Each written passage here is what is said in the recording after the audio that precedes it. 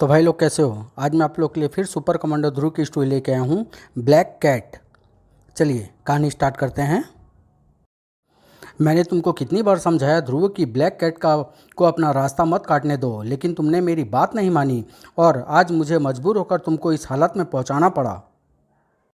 राजनगर में वैसे तो रात 10 बजे के बाद जवान होनी शुरू होती है, पर शरीफ लोगों के इलाके में सड़कें जल्दी वीरान हो जाती है, इसलिए इस इलाके की इमारतों के चौकीदार भी ज़्यादा सतर्क नहीं रहते। उफ, नतीजा खतरनाक होता है। यही वाला फ्लैट है। इसको खोलने के लिए मास्टर चाबी तो मेरे पास है, पर इससे पहले नींद की गैस का कैप्सूल अंदर फेंक दूं। जब वह शख्स दरवाज़ा खोलकर अंदर घुसा तो चारों तरफ सन्नाटा था। रहस्यमय आकृति सिर्फ 2 मिनट के लिए अंदर रुकी और फिर वह जिस खामोशी से अंदर घुसा था उसी खामोशी के साथ अंधेरे में गायब हो गया। हर महानगर की तरफ राजनगर में भी सुबह भीड़ भाड़ के साथ शुरू होती है। हर आदमी को काम पर पहुंचने की जल्दी रहती है, पर किसी दिन कुछ लोग काम पर नहीं पहुंच पाते। ऑफिस के बजाय वे पहुंच जाते हैं शमशान या कब्रिस्तान, और किसी को यह पता नहीं रहता कि आखिर मरने वाले का दोष क्या था। पुलिस डिपार्टमेंट में हड़कंप मच गया। अब इस शहर में अपराधी AK-56 राइफल लेकर घूमते हैं। आखिर ये राइफलें उनके पास आती कहाँ से है? अभी तक किसी भी आतंकवादी गुट ने इस घटना की जिम्मेदारी नहीं ली है सर। तभी 5 आदमी मारे गए हैं और हमको कातिल का मकसद तक का पता नहीं है। तभी हेलो IG राजन हियर। राजन साहब, मुझे तुमको मांडा बस स्टैंड पर हुए हत्याकांड के बारे में जानकारी देनी है। कौन हो तुम? कहाँ से बोल रहे हो? सवाल छोड़ो, जवाब सुनो। मुझे हत्यारे के बारे में नहीं पता, पर मुझे यह पता है कि वह AK-56 राइफल कहाँ से आई और उसे कौन लाया है? नाम सुनकर IG साहब की आंखें फट पड़ी। क्या तुम सच? अरे फ़ोन कट गया। यकीन नहीं हो रहा है, पर छानबीन तो करनी ही पड़ेगी। नताशा आज दरवाजे की घंटी सुनकर उठी थी। ओह, 8:30 बज गए, पर मेरी नींद तो अपने आप 6 बजे खुल जाती है। लेकिन यह सुबह सुबह कौन आ धमका? अरे अंकल, आप कोई खास बात है क्या? हमारे पास तुम्हारे फ्लैट की तलाशी का वारंट है नताशा। तलाशी शौक से लीजिए, पर क्यों? पर नताशा को कोई जवाब नहीं मिला। उसकी आंखों के सामने स्पेशल पुलिस दस्ता उसके फ्लैट को तहस नहस करने लगा। और सिर्फ 5 मिनट बाद खबर सही थी सर। यह AK-56 राइफल अलमारी के पीछे पड़ी थी। AK-56 राइफल यहाँ पर कैसे आई? यह मेरी नहीं है अंकल, मुझे इसके बारे में कुछ नहीं पता। तब तो तुमको यह भी नहीं पता होगा मिस नताशा कि तुम दुनिया के सबसे खूंखार आतंकवादी ग्रैंड मास्टर रोबो की बेटी हो, और काफ़ी समय तक तुम उसकी खूंखार टेररिस्ट फोर्स की कमांडर थी। यह बात इनको कैसे पता चली? यह रहस्य तो सिर्फ ध्रुव और श्वेता को मालूम है। क्या ध्रुव ने यह बात अपने डैडी को बता दी है? श्वेता तो मेरे रहस्य किसी को नहीं बताएगी, क्योंकि मैं भी उसका यह रहस्य जानती हूँ कि श्वेता ही चंडिका है। हम तुमको आतंकवादी निरोधक कानून टाडा के अंतर्गत गिरफ्तार करते हैं मिस नताशा। इस षड्यंत्र के पीछे किसी का हाथ है, और जब तक मैं उसका पता नहीं लगा लेती तब तक मुझे कोई गिरफ्तार नहीं कर सकता। हमको बल प्रयोग करने पर मजबूर मत करो नताशा। हम नहीं चाहते कि तुमको कोई चोट पहुंचे। मैं अपनी बीती जिंदगी भूल चुकी थी, पर तुम लोगों ने मुझे उसकी याद दिला दी है। कमांडर नताशा को तुम्हारी टटपुंजियों पुलिस हाथ भी नहीं लगा सकती। IG, अरेस्ट हर। और कमरे में तूफान फटफड़ा, तड़ाक धाड़। नताशा को कमांडर बनाने के लिए ग्रैंड मास्टर रोबो ने न जाने कितनी अग्नि परीक्षाओं से गुजारा था धाड़, और आज वह सारी ट्रेनिंग नताशा के दिमाग में ताज़ा हो रही थी। नताशा का रौद्र रूप देखकर IG राजन हैरान थे। उसकी स्पेशल फोर्स नताशा के सामने असहाय सिद्ध हो रही थी। अब नताशा को घायल करके बंदी बनाने के अलावा और कोई चारा नहीं था। पर रिवॉल्वर की लिबलिबी दब पाने से पहले ही नताशा बिजली की तरह लपकी, और IG राजन के रिवॉल्वर को लेकर नताशा का शरीर खिड़की के पार हो गया। पुलिस फोर्स के संभल पाने से पहले नताशा गायब हो चुकी थी। यह सारा दृश्य बड़े ध्यान से देखा जा रहा था। वेरी गुड, प्लान का पहला हिस्सा पूरा हो चुका है। पुलिस को नताशा के अपराधी होने का यकीन हो गया। अब मेरा पहला काम नताशा को पकड़वाने में पुलिस की मदद करना है, और फिर नताशा को पुलिस की कैद से छुड़वाना। आखिर कौन है यह शख्स, और अजीबोगरीब इस स्कीम से यह क्या हासिल करना चाहता है? राजनगर में हर 2 मिनट पे एक अपराधी होता है, पर यहाँ की पुलिस भी उतनी ही चौकन्नी है। मुन्नी, तुम यहाँ से बचकर नहीं जा सकते। मैंने यहाँ डकैती आत्मसमर्पण कर दो और चुपचाप हमारे साथ चलो। मैंने यहाँ डकैती आत्मसमर्पण करने के लिए नहीं डाली है। यहाँ से तो मैं जाऊँगा ही, और अगर किसी ने मुझे रोकने की कोशिश की तो इसका भेजा सड़क पर बिखेर दूंगा। पर यह नाटक न जाने कब तक चलता। पर भगवान की इस दुनिया में शैतानों के साथ साथ फरिश्ते भी बसते हैं। सुपर कमांडो ध्रुव, धड़ाक। नाटक शुरू होने से पहले ही खत्म हो गया। भाड़ पर तभी अब एक आवश्यक सूचना सुने। एक खतरनाक महिला आतंकवादी नताशा, जिसका संबंध अंतर्राष्ट्रीय आतंकवादी ग्रैंड मास्टर रोबो से है, पुलिस हिरासत से भाग निकली है। जनता से अनुरोध है कि इसको देखते ही नताशा आतंकवादी यह कभी नहीं हो सकता, यह असंभव है। श्वेता भी समाचार सुनकर उछल पड़ी। मेरी बेस्ट फ्रेंड नताशा और आतंकवादी, यह नहीं हो सकता है। वह मुसीबत में लगती है, मुझे उसकी मदद करनी होगी। इसकी इस खबर को किसी और को बरसों से इंतजार था। ग्रैंड मास्टर रोबो, आखिरकार मुझे वह सूत्र मिल ही गया जो मुझे उस महान आतंकवादी तक पहुंचाएगा। मुझे उस लड़की को पुलिस की कैद से छुड़वाना होगा, लेकिन उससे पहले मुझे अपने लिए कुछ और तैयारी करनी पड़ेगी। उसके बाद मुझे कोई भी रोक नहीं पाएगा, और जो कोई ब्लैक कैट का रास्ता काटेगा उसे मिलेगी एक भयानक मौत। और वहाँ से थोड़ी दूर, मैं मानता हूँ पापा कि मैंने नताशा का यह रहस्य आपसे छुपाया, पर नताशा ने खुद ही रोबो की फौज को खत्म करने में मेरी मदद की थी। वह अपराधी नहीं हो सकती। हर अपराधी देर सवेर अपराध की दुनिया में वापस जरूर जाता है। अब नताशा ही सिर्फ उस हत्यारे का पता बता सकती है जिसने मांडा बस स्टॉप पर 5 लोगों को मौत के घाट उतार दिया।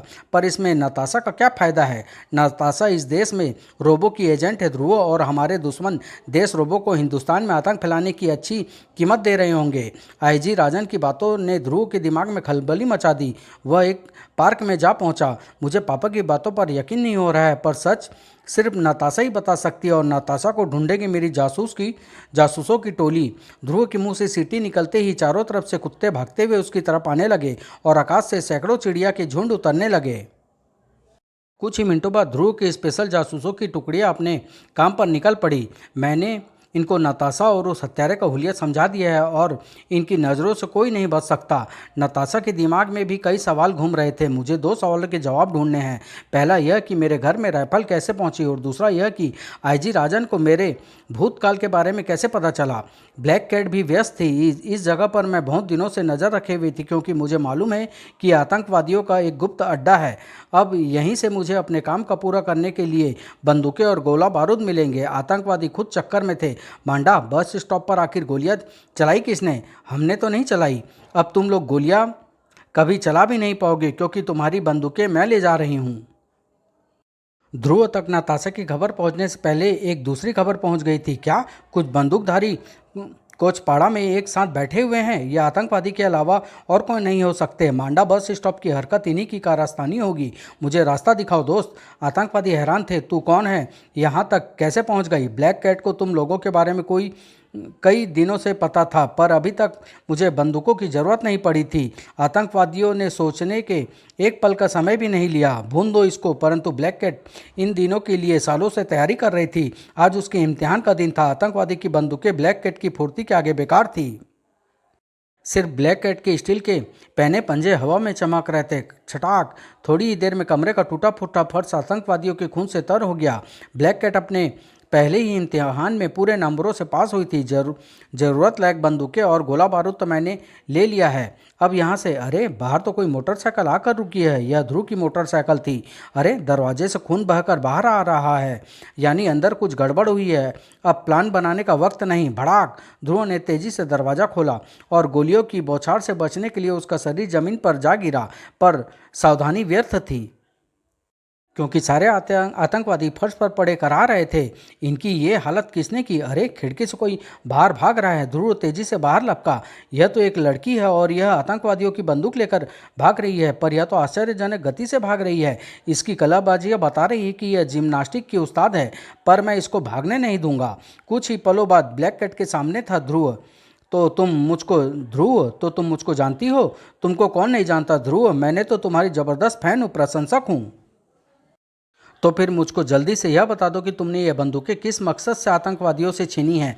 मेरा मकसद तुम नहीं समझ पाओगे ध्रुव, इसलिए बेहतर है कि न तो ब्लैक कैट का रास्ता काटो, और न ही ब्लैक कैट को अपना रास्ता काटने दो। यह नहीं हो सकता ब्लैक कैट। मैं तुमको ये अवैध हथियार लेकर नहीं जाने दे सकता। मैं तुमको चेतावनी दे चुकी हूँ ध्रुव। अब नतीजे के तुम खुद जिम्मेदार हो। यह सिर्फ ध्रुव की फुर्ती थी कि वह अपनी आंखों को पैनी पंजों के धार से बचा पाया, पर बचने के चक्कर में वह अपना संतुलन खो बैठा। धड़ाक! और अगला वार वह नहीं बच पाया। गिरते गिरते भी ध्रुव ने भागती हुई ब्लैक कैट की टांग पकड़ ली। मान जाओ ध्रुव, मैं नहीं चाहती कि मेरा हीरो मेरे ही हाथों से मारा जाए। धाड़! ओह, एक तो ये लड़की वैसे ही बहुत फुर्तीली है, और दूसरी मैं लड़कियों पर हाथ उठाना नहीं चाहता। इस पर नर्व गैस का कैप्सूल आजमाना आजमाना होगा। कैप्सूल फटते ही ब्लैक कैट का चेहरा जहरीली गैस से घिर गया। पर यह गैस मुझ पर बेअसर है ध्रुव, क्योंकि मेरी नाक में गैस फिल्टर फिट है। बाय बाय ध्रुव, अभी मैं जरा व्यस्त हूँ, तुम्हारे ऑटोग्राफ लेने फिर कभी आऊँगी। ब्लैक कैट एक गलती कर गई। वह एक ऐसे रास्ते से भागने की कोशिश कर रही थी जिस पर चलने में ध्रुव को महारत हासिल थी।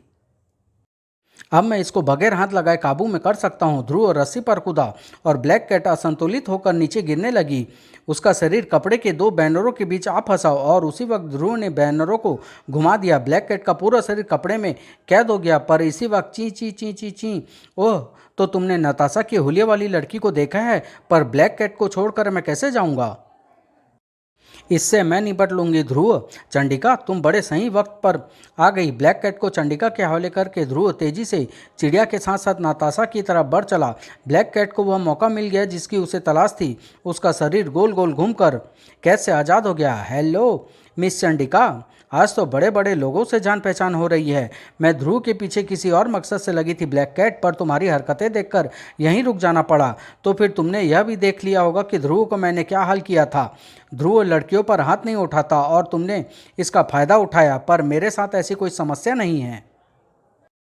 मैं हाथ के साथ साथ पैर भी उठा सकती हूँ। धड़ाक। ध्रुव पक्षी के पीछे पीछे नताशा की तरफ बढ़ रहा था और कोई ध्रुव के पीछे पीछे नताशा की तरफ। अरे, यह चिड़िया तो मुझको पुराने शहर में ले आई जहाँ चैंपियन किलर नताशा को बंदी बनाकर लाया था। छिपने के लिए नताशा ने परफेक्ट जगह ढूंढी है। नताशा एक निर्णय पर पहुंच चुकी थी। यहाँ बैठे बैठे मैं कुछ नहीं कर सकती। अपने दुश्मन का पता लगाने के लिए मुझे बाहर निकलना ही पड़ेगा और इसके लिए अपना भेष बदलना। नताशा, यह तो ध्रुव की आवाज़ है। आहा, तो सुपर कमांडर ध्रुव ने मुझे ढूंढ ही निकाला। पुलिस लेकर आए होगे। मैं अकेला ही आया हूँ नताशा, तुमसे सच जानने के लिए। सच तो तुम मुझे बताओगे, क्योंकि अब मुझे यकीन होता जा रहा है कि तुमने ही मेरा यह रहस्य खोला है कि मैं ग्रैंड मास्टर रोबो की बेटी हूँ। हा हा, मुझे ध्रुव पर पूरा भरोसा था कि वह नताशा को ढूंढ निकालेगा, इसीलिए मैं उसके पीछे लगा था। पुलिस का संदेश भेजने का समय आ गया है। मैं जानता हूँ कि तुम निर्दोष हो नताशा, पर भागने से पुलिस को तुम्हारे अपराधी होने का यकीन हो गया है। तुम फिलहाल अपने आप को पुलिस के हवाले कर दो। अब मैं इन लच्छेदार बातों में नहीं आऊँगी। मैं समझ गई हूँ कि तुम्हारा मकसद मुझे पुलिस के हवाले करना है। अब मैं तुमको यहाँ से जाकर पुलिस को अपने बारे में बताने की इजाज़त नहीं दे सकती। नताशा सभी को अपना दुश्मन समझ बैठी है। इससे पहले कि यह सचमुच अपराधियों जैसी हरकत कर बैठे, मुझे उसे रोकना होगा। सीटी बजते ही नताशा के हाथ से रिवॉल्वर अलग हो गई, पर साथ ही साथ ध्रुव को भी छत सूंघनी पड़ गई। दाड़। एक बात तो माननी पड़ेगी, इतने दिनों में भी नताशा अपनी ट्रेनिंग नहीं भूली है, लेकिन शायद अब मुझे लड़कियों पर हाथ न उठाने वाली कसम को भूलना पड़ेगा। राजनगर में एक और लड़ाई जोर पकड़ रही थी। यह चंडिका तो वाकई चंडिका है, मुझे संभलने का मौका ही नहीं दे रही है। मुझे ठीक से लड़ने के लिए जगह बनानी पड़ेगी। ब्लैक कैट का बदन उछलकर दीवार से जा चिपका। स्टील के पंजे दीवार में कील की तरह गड़ गए और चंडिका के शरीर से एक भीषण भीषण वार आ टकराया। चंडिका और ब्लैक कैट दोनों ही बढ़िया फाइटर थी। फर्क सिर्फ इतना था कि चंडिका का मकसद अपने दुश्मन को चोट पहुंचाना नहीं होता था, जबकि ब्लैक कैट का एक ही मकसद था, दुश्मन को नेस्तनाबूद कर देना। तड़ाक। चंडिका लड़खड़ा गई और उसके संभलने से पहले ही ब्लैक कैट अपने शरीर को बिल्ली की तरह सिकोड़कर पार्क की ऊंची रेलिंग के बीच से निकल चुकी थी। ओह, मैं तो ध्रुव के पीछे नताशा को ढूंढने के कारण लगी थी। इस कैट के चक्कर में नताशा तो हाथ से गई ही गई, पर यह मुई काली बिल्ली भी मुझे पीट कर भाग निकली। ध्रुव नताशा को ढूंढकर पछता रहा था। मेरे पास नर्व गैस का एक ही कैप्सूल था और उसे मैंने ब्लैक कैट पर बेकार कर दिया। मैं नताशा पर सीधा वार तो नहीं कर सकता, पर इसको मजबूर तो कर ही सकता हूँ कि यह अपने ही वारों से चोट खा जाए। तड़ाक। आगे पता नहीं क्या होता, पर सायरनों की आवाज़ों ने इस लड़ाई को यहीं रोक दिया। पुलिस? तुम पुलिस के साथ लेकर आए थे? तुमने मुझसे झूठ बोला ध्रुव। नहीं नताशा ने, यह किसी और की। अरे, वह ओवरकोट वाला आदमी, इसका हुलिया तो उस हत्यारे से मिलता जुलता है। नताशा को संभल पाने का वक्त नहीं था। ध्रुव तेजी से उस रहस्यमय आदमी की तरफ लपका, लेकिन तब तक वह आदमी कार में बैठ चुका था। पर कार के आगे बढ़ पाने से पहले ध्रुव कार की छत पर था और उसका शक्तिशाली पंजा उस आदमी के ओवरकोट पर कस चुका था। पर तभी कार तेजी से एक तरफ लहराई, धड़ाम, और ध्रुव हाथ में ओवरकोट का फटा टुकड़ा लेकर सड़क पर आ गिरा। देखते ही देखते कार नज़रों से ओझल हो गई। कार पर कोई नंबर नहीं था। इसी दौरान नताशा पुलिस की गिरफ्त में आ चुकी थी और अब तक उसको पूरा यकीन पूरा यकीन हो चुका था कि अब कोई भी उसके साथ नहीं है, ध्रुव भी नहीं। लेकिन ध्रुव को नताशा के निर्दोष होने का पूरा भरोसा था। वह रहस्यमय आदमी, वही इस सारे षड्यंत्र की कुंजी है। मुझे छानबीन वहीं से शुरू करनी पड़ेगी जहाँ से यह केस शुरू हुआ, यानी नताशा का फ्लैट। मैंने अब तक नौकरी जाने के डर से किसी को नहीं बताया साहब, पर आप पर मुझे भरोसा है। राइफल मिलने के एक रात पहले एक लंबा सा आदमी ओवरकोट पहने आया था। उसने मुझे बेहोश कर दिया, पर बेहोश होने से पहले मैंने उसको नताशा मेम साहब के फ्लैट की तरफ जाते देखा था। उसके हाथ में कपड़े में लिपटा एक डंडा भी था, वह जरूर राइफल होगी। यानी उसी आदमी ने राइफल यहाँ पर रखी थी। पर क्यों? अब रात हो रही है, कल सुबह मैं अपने जासूसों की टोली को फिर से उस आदमी की खोज पर लगा दूंगा। पर पहले मुझे नताशा से पूछना होगा कि क्या वह किसी ऐसे लंबे आदमी को जानती है जो उसका दुश्मन हो। पर वह लंबा आदमी सुबह तक रुकने वाला नहीं था। रोबो बॉस, चिड़िया पिंजरे में आ चुकी है, बताइए अब क्या करना है। मेरा नाम मत ले मूर्ख, उसको तुरंत वहां से निकाल ले। जो आज्ञा सर। कपड़े उतरे और एक खतरनाक आकृति रोशनी में नहा गई, जिसकी पारदर्शी खाल से अंदर का हर अंग साफ नजर आ रहा था। पर वह आगे नहीं बढ़ पाया। एक काली आकृति उसके सामने खड़ी थी। अरे, तू मेरा रास्ता रोकने की हिम्मत कर रही है? रास्ता छोड़ कर हट जा लड़की, वरना आज रात प्लास्टो का पहला शिकार तू बनेगी। मैं जानती हूँ कि तुम रोबो के आदमी हो प्लास्टो, और नताशा को पुलिस की कैद से आज़ाद कराना चाहते हो। पर इस काम को करने के लिए तुमको ब्लैक कैट की मदद की ज़रूरत पड़ेगी। मेरे शरीर की सारी खाल एक दुर्घटना में जल जाने के बाद रोबो सर के वैज्ञानिकों ने जली खाल हटाकर मेरे शरीर को बुलेट प्रूफ प्लास्टिक से ढक दिया है। पुलिस के ये भुनगे मेरा सामना नहीं कर पाएंगे, पर पुलिस संख्या में बहुत ज़्यादा है, वे तुम पर हावी हो जाएंगे। मेरी बात मान जाओ। लेकिन इससे तेरा क्या फ़ायदा है? बदले में तू क्या चाहती है? ग्रैंड मास्टर रोबो की गुलामी। मैं उस महान आतंकवादी के पैर धोकर पीना चाहती हूँ, क्योंकि मुझे भी उन जैसे ही बड़ा आतंकवादी बनना है। ठीक है, अपना प्लान बता। और कुछ ही मिनटों बाद एक बिल्ली भारी सुरक्षा वाले पुलिस स्टेशन के कंपाउंड में कूदी। कंपाउंड के दूसरे कोने में एक भयानक आकृति दूसरी तरफ से अंदर प्रविष्ट हुई। हे भगवान, यह क्या चीज़ है? पता नहीं, लेकिन इसके इरादे खतरनाक लगते हैं। Shoot him. लेकिन सारी गोलियां बुलेट प्रूफ प्लास्टिक से टकरा कर बेकार हो गई। धाएं धाएं धाएं धाएं, और दोनों पुलिस वाले की गर्दन टूटने की आवाज़ हवा में गूंज उठी। कड़ कटाक। Very good. प्लास्टो ने सब पुलिस वालों को ध्यान अपनी तरफ खींच लिया है। अब यहाँ की बिजली उड़ानी है। अंधेरे में पुलिस वाले कुछ नहीं देख पाएंगे, पर ब्लैक कैट को अंधेरे में ज़्यादा साफ दिखाई पड़ता है। ब्लैक कैट ने इलेक्ट्रिक बॉक्स के ऊपर बैठी बिल्ली पर निशाना साधा, और बिल्ली के पेट में बंधे बम के साथ साथ तारों के भी चिथड़े उड़ गए। पूरा पुलिस स्टेशन अंधकार में डूब गया। अब प्लास्टो का कहर अंधेरे में ही पुलिस वालों पर बरस रहा था, और अंदर ब्लैक कैट नताशा के लॉकअप की तरफ बढ़ रही थी। ध्रुव भी अपनी मोटरसाइकिल पर धूल उड़ाता हुआ थाने की तरफ बढ़ रहा था। उसको नताशा से कुछ जरूरी सवाल पूछने थे। पर नताशा तो उड़न छू होने वाली थी। लॉकअप के ताले में स्टील का एक नुकीला पंजा घुसा और दरवाज़ा खुल गया। कौन हो तुम? ब्लैक कैट, मैं तुमको यहाँ से बाहर निकालने आई हूँ। प्लास्टो भी मेरे साथ है।